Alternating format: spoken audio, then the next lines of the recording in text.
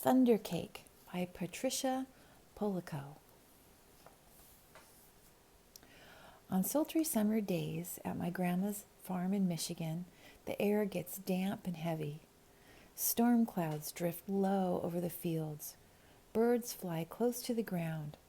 The clouds glow for an instant with a sharp crackling light, and then a roaring, low, tumbling sound of thunder makes the windows shudder in their panes. The sound used to scare me when I was little. I loved to go to Grandma's house, or Babushka, as I used to call my grandma, had come from Russia years before. But I feared Michigan's summer storms. I feared the sound of the thunder more than anything. I always hid under the bed when the storms moved near the farmhouse.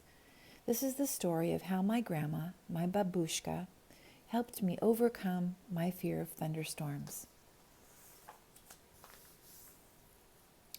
Grandma looked at the horizon, drew a deep breath, and said, "This is thunder cake baking weather, all right. Looks like a storm is coming to me."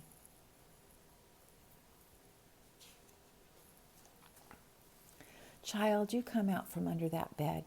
It's only thunder you're hearing," my grandma said. She's under the bed. The air was hot, heavy, and damp. A loud clap of thunder shook the house, rattled the windows, and made me grab her close. "Steady, child," she cooed. "Unless you let go of me, we won't be able to make a thunder cake today." "Thunder cake?" I stammered as I hugged her even closer. "Don't pay attention to that old thunder, except to see how close the storm is getting. When you see the lightning, start counting real slow. When you hear the thunder, stop counting. That number is how many miles away the storm is. Understand?" she asked. "We need to know how far away the storm is so we have time to make the cake and get it into the oven before the storm comes, or it won't be real thunder cake." Her eyes surveyed the black clouds way off in the distance. Then she strode into the kitchen. Her worn hands pulled a thick book from the shelf above the wood stove. "Let's find that recipe, child," she cooed as she lovingly fingered the grease-stained pages to a creased spot. "There it is, thunder cake." She carefully penned the ingredients on a piece of notepaper. "Now let's gather all the things we'll need," she exclaimed as she scurried toward the back door. We were at the barn door when a huge bolt of lightning flashed. I started counting like Grandma told me to. 1, 2, 3, 4, 5, 6, 7, 8, 9, 10. And then the thunder roared. 10 miles. It's 10 miles away, Grandma said, as she looked at the sky. "About an hour away, I'd say. You'll have to hurry, child. Gather them eggs careful like," she said. "Eggs from mean old Nellie Peck hen." I was scared. I knew she would try to peck me. "I'm here. She won't hurt you. Just get them eggs," Grandma said softly. The lightning flashed again. 1, 2, 3, 4, 5, 6, 7, 8, 9. I counted. 9 miles, Grandma reminded me. Milk was next. Milk from old Kit Cow. As Grandma milked her, Kit Cow turned and looked mean, right at me. I was scared. She looked so big. Zip went the lightning. 1, 2, 3, 4, 5, 6, 7, 8, I counted. Baroom went the thunder. 8 miles, child, Grandma croaked. Now we have to get chocolate and sugar and flour from the dry shed. I was scared as we walked down the path from the farmhouse through the tangled woods to the dry shed. Suddenly the lightning slit the sky. 1, 2, 3, 4, 5, 6, 7, I counted. Boom, ba-boom, crashed the thunder. It scared me a lot, but I kept walking with Grandma. Another jagged edge of lightning flashed as I crept into the dry shed. 1, 2, 3, 4, 5, 6, I counted. Crackle, crackle, boom, kaboom went the thunder, bellowed. It was dark and I was scared. I'm here, child, Grandma said softly from the doorway. Hurry now, we haven't got much time.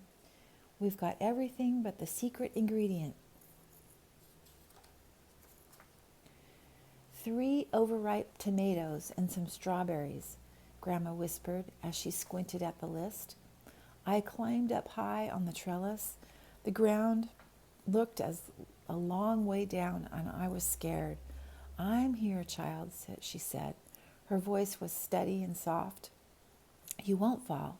I reached 3 luscious tomatoes while she picked strawberries. Lightning struck again. 1, 2, 3, 4, 5, I counted. Kabang! Boom, maroom, the thunder growled. We hurried back to the house and the warm kitchen, and we measured the ingredients. I poured them into the mixing bowl while Grandma mixed. I churned butter for the frosting and melted chocolate. Finally, we poured the batter into the cake pans and put them into the oven together. Lightning lit the kitchen. I only counted to 3, and the thunder rumbled and crashed. 3 miles away, Grandma said. And the cake is in the oven. We made it. We'll have a real thunder cake. As we waited for the cake, Grandma looked out the window for a long time. Why aren't you afraid of thunder? You are too brave. She said as she looked right at me. I'm not brave, Grandma, I said. I was under the bed, remember? But you got out from under it, she answered, and you got eggs from mean old Nellie Peck hen, and you got milk from old cow, and you went through the tangleweed woods to the dry shed. You climbed the trellis in the barnyard. From where I sit, only a very brave person could have done all them things. I thought and I thought as the storm rumbled closer. She was right. I was brave.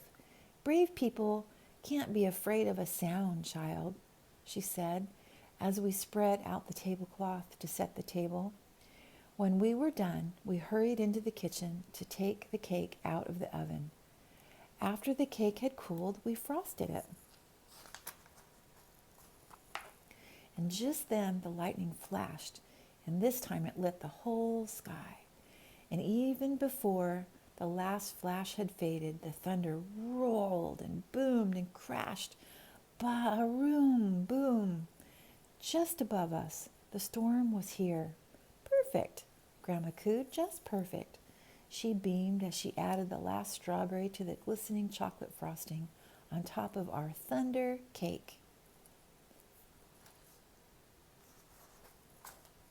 As rain poured down on our roof, Grandma cut a wedge for each of us.